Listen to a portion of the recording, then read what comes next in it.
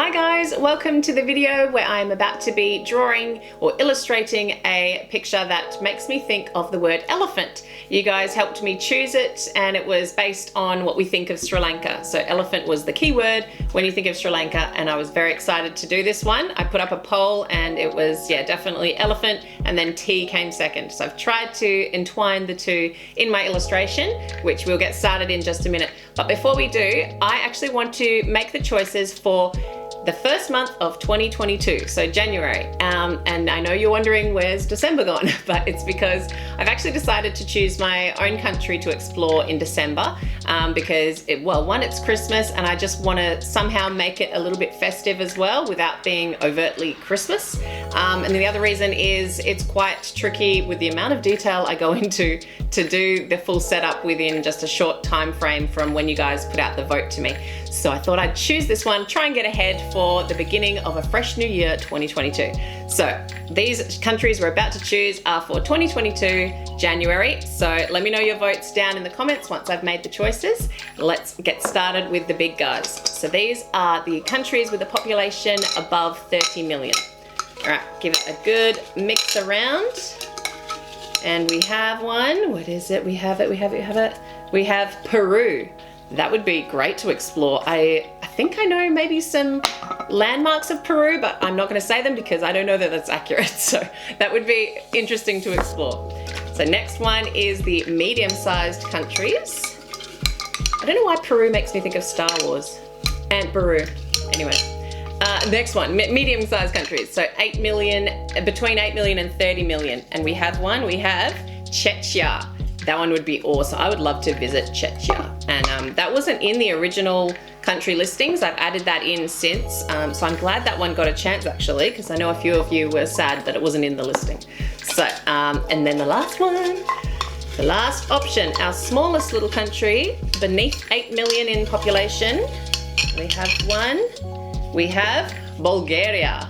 Ooh, that would be great to explore as well. I am really stoked with these choices, guys. Okay. I'm going to throw it to you guys because I can't choose.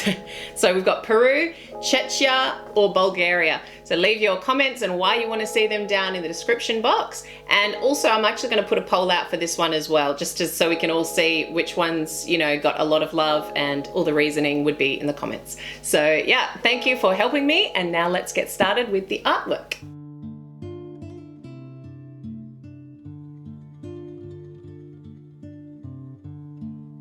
So this time I normally show you my artwork that's pretty much got all of my pencil work done, and then I go in with my ink. But this time I decided to show you a little bit of the sketching process, and I won't show you it all, mainly because when I sketch it out, I map out all the shapes on the paper itself, and it requires a lot of erasing because I always, make errors in proportions and stuff. So there's a lot of erasing. My head is completely in the field of view, so the video wouldn't be very interesting. It would just be the back of my head the whole time. So until I can figure out a way to film that best and it not be too boring, this is what I've come up with. So I've basically just placed all the elements onto the page, and now I'm going in with my very detailed skinny mechanical pencil. And this is ideal for this kind of drawing because I do a lot of cross-hatching and hatching technique to get the shading right in these artworks. And so by using the mechanical pencil, I find it just, it's very precise and small and defined, which is what I like underneath it. And then what I do, the original mapping out of the body and, all the compositional elements, I use still a mechanical pencil, but it's a thicker and much softer sort of broad tipped mechanical pencil. All my tools I always link in the description box to a page on my website. So if you're ever interested in the materials that I use, there is a whole listing of what I use on that page on the website. But yeah, so now I'm using the mechanical pencil and just kind of mapping in the shaded areas that I want to make sure I put some definition into, and just any other little bits and pieces that I will be mapping in with ink after this. So my thought process for this piece was, obviously we had the keyword of elephant, and and like I said, I was very excited to have this as my keyword. I love elephants and I love drawing them and I love painting them. So any opportunity to do that, I'm excited and I'm on board for. I was a little bit stumped for a bit of how to include the elephant into this series though, because this whole series that I've been doing has always been a lady's face or a lady's torso. I think I've had maybe one full body shot, but yeah, it's just sort of mainly the focus is on the lady herself or the woman. So I didn't know how I would do the elephant. I did throw around the ideas of having maybe like elephant jewelry or an elephant. Someone actually commented saying an elephant mug, and I was like, oh yeah, she could be drinking tea from an elephant mug. But then I felt that was a little bit too similar to the coffee one that I did for Yemen. So in the end, I decided to go with baby elephants because I hadn't really drawn them much. And I thought maybe there was something to do with the texture of the elephant skin. And my mind went to like a dress, and like folds in a dress could be like the elephant skin. And maybe they're becoming one, or maybe she's just looking down at them. And so my mind kind of started going into that. And so then my process is, once I've got that thought in my head, I try and find an image to help me with my reference as my reference photo. So I checked out Pinterest, the best place for inspiration, and I basically typed in, what did I type? I think I typed something like slinky fashion or ruched dress or something like that, that would bring up photos of dresses mainly and how they wear them. And then I came across this one and I thought the folds looked really, really reflective of an elephant skin, so I thought that would be perfect. So that's my concept. It's trying to include that texture into it and then just make an interesting piece from that. I think it's super cute, and I really enjoyed mapping it all out as well and sketching these little guys. I tried to make them almost slightly like more illustrative rather than realistic. I just tried to make them a little bit cutesy. And yeah, I'm really, really happy with how they turned out. But yeah, you'll see the final piece coming together as we work through this piece. Now these elephants as well, I'm also working from references because I need to use a reference to get an accurate likeness. So I've just found two images that were where these baby, or actually I don't know if they were baby elephants. They might have just been, teenager elephants. They didn't look super old. So they just had their trunks in the right position. In my mind, I was seeing this girl looking down upon the elephants with their trunks up in the air and sort of wrapping around her dress. So that's how I basically just sorted through images to find the right ones. And so I ended up finding these two and then just altered them slightly to get the right position in the piece. And so that's how I'll do most of my artworks. I love working from references because it just immediately makes me feel comfortable, and I guarantee that always my piece looks better in the end if I do use a reference. And then so once they were all sketched in, it's time to add the fun Art Nouveau little touches around the place. And so to do this, I map in the shapes that I want to use that I feel would balance the composition out. So in this piece, I have decided to go for a circle in the background behind her, and then sort of two little, I call them playing cards because they've got the radius corners in the top. They're sort of like two little playing card corners at the top, and then just fill in the spaces with lots of beautiful shapes and leaves and all about flowing, flourishing lines. And it's always such a fun part to do this. This really fleshes out the piece and just makes it look a little bit more interesting to view.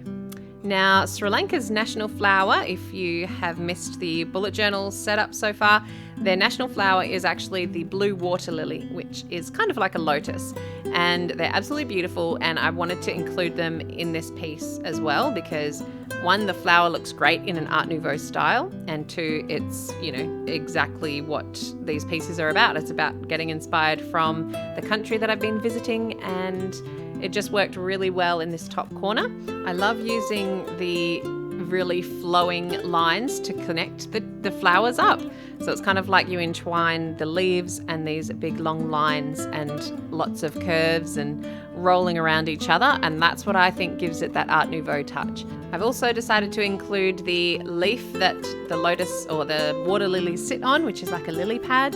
I don't know that this is exactly what they look like, but I tried to basically incorporate that Art Nouveau style into what I believe a lily pad would look like. I can't even describe how much joy I get from creating these little parts in these illustrations. I almost enjoy this part where I'm just making those flowy lines connect and adding leaves and stuff. I almost enjoy that more than drawing the elephants and the girl, which is so mind-boggling to me because it's something I would never have discovered without being here on this platform and doing these things every month. I think we get stuck in our ways with art. You sort of go to what you're more comfortable with or what you know will work. And that's what I have loved about this whole path that I'm on. It's just really opened me up to different kinds of art, and I just am really, really loving learning new things and trying new things out and seeing what works. And that is what art is all about. There's actually a quote sitting on my desktop right now that is, creativity is about making mistakes and art is about choosing which ones to keep. So this is where I'm going with this very long story. So Art Nouveau is a new discovery of mine over this past year, and I've just been loving every minute. And now we've only got one more of these Art on Cue pieces in the Art Nouveau theme. Doesn't mean I'm going to stop using Art Nouveau because I do just love it and I always have loved it. But these particular series will end after December's Art on Cue piece. As I mentioned in the intro, I am doing a country that I choose for December, and I will let you know which that is right now. I've decided to go with Italy for December, and there's a couple of reasons for that. One is that I've been to Italy and I love Italy, and I would just love to explore that. I think it would make me happy doing a place that I have really, really fond feelings of already. So I decided to make the choice and do that. So the other thing was that I just found this past month or two a bit challenging when it comes to doing all the research, creating the artwork, filming, editing, doing all that. I even got my husband to help me with the editing because it actually gets quite full on, and I love doing it. So there's no way I wanted to stop, and I just want to keep going with it. But I also hate putting out something that I'm not 100% happy with. And if you watched my Sri Lanka setup, you'll hear me talk about how I just wasn't happy with a few things. So if I had more time, or if I'd just been a little bit more planned in my structure of things, I think I would have been 110% happy. So that's what I'm aiming for this future setup. So that is why I'm choosing Italy. I hope you guys like the thought of that and want to see it. But in the end, it's all about, they celebrate Christmas beautifully over there. Their colours are Christmas colours because of the flag. So even that was like, yes, I need to do this for December. It just feels right. So I'm really excited to get started on researching more about Italy and what kind of things I'm going to showcase, because God knows there's a lot of stuff to showcase for Italy. So it's going to be fun to try and work out which things I should put into my setup. So that being said, we've only got one more Art on Cue piece for December, which will be an Italian word that you guys will help me choose, and I'll create the last piece for the series. And now we're moving on to the next part of this drawing. So you've just seen me how I do step one. So that's me sketching out the entire piece first. So it might seem like double handling because now I'm going in on top, but it's the best way to do it if you want to feel confident with what you're about to create in the ink. So it just gives you that confidence to put the ink to paper if you know what's underneath looked good. Now the pen I'm using is called the Pentel Pocket Brush Liner, I think, the pocket brush. It's relatively new to me, and this is the first time I'm using it in artwork. I've used it for some calligraphy, but not for actual line art. But to be honest, I actually bought it for the line art reason, because something that was bothering me with previous pieces that I've worked on is the fact that I use Pigma Microns, which I absolutely adore, but it means you had to change between pens to get a thicker line in areas, and sometimes I'm feeling lazy. I just want to use the same pen for the whole thing, and I thought this would solve that issue, and let me tell you, it did. I absolutely loved using this pen for the line art. I definitely recommend it if you're not afraid to give it a go and you like to do line art yourself. This is really fun. So it gives you that flexibility to do it takes so much time using Pigma microns to fill in dark black areas, mainly because the size 1 seems to run out really quick for some reason when I use it. So I end up having to do it with like a 0.8 or a 0.5, which takes forever. So it was so nice having this flexible brush tip to be able to fill in with ink in those dark black areas and it not take forever. And you can still get into the nice little corners as well because it's got that sharp brush tip. So really, really highly rate this pen. So I'm loving it, and I'll definitely be using that more in my line art future. And one thing I also loved was the fact that the solid black areas that I coloured in were really coloured in. You couldn't see any strokes. It's like it places a lot of ink where a bullet nib traditionally can't really get that much ink out. So definitely love it. As you might have noticed as well, I am using the Pigma Micron in the 0.1 because it's lovely and small, and it means I can get that shading in, which unfortunately you just still can't do with the Pentel pocket brush, because I like it to be really, really fine and to build up that shading and definition in areas. So across her face and all the shadows on her arms and things, I am using the Micron fine liner to add in some hatching. This circle in the background behind our girl and our elephants is mainly a decorative piece, but the leaves that I wanted to include here are actually tea leaves. So these are as close to a tea leaf that I could muster up at this time. And I just love the effect of these in the background. Like, I'm picturing the stem is that inner circle, and then the leaves come off, and I've added the striations. I don't know what they're called. That's what I'm going to call them. The little lines on the leaves, just to add a little bit more detail to them. And I'm really happy with how that looks. I just think adding the circle in behind the pieces like this, really, it separates them from the background, and it makes it so intentional that this is a decorative piece. So yeah, I'm really liking that. And the Micron you can't go past if you need tiny lines that aren't about changing variation within the stroke. So they're ideal for this. I'm also intentionally working from the top left corner of my page or my artwork and moving downwards from there. So across to the right and downwards as I go. And that is purely so that you don't end up smudging your ink, because one thing about that, pretty much a lot of ink that's laid on thickly like that isn't going to dry instantly. The Microns are pretty awesome at it, but the Pentel brush, because there is so much ink that I'm laying down in those solid areas, it just doesn't have time to dry. So your hand can tend to, smudge them across your page, which obviously you do not want. So I'm trying to work from the left to right and from top to bottom. And so now we're finally getting to the cutesy elephants at the base, and I'm just using the same techniques, trying to thicken up lines where there's a little bit more shadow. So that's how I decide whether to use a thicker stroke or a thinner stroke.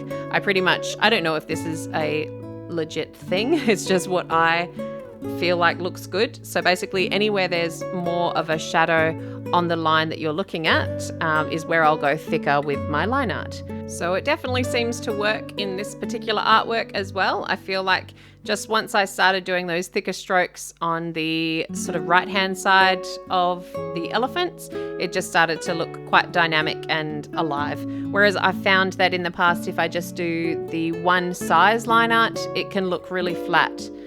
So I'm absolutely loving this Pentel Pocket Brush Pen. Sounds like I'm doing an advert for them, but I am not. I don't make money from Pentel, but I just thought I would share my love for this product. Definitely loving it.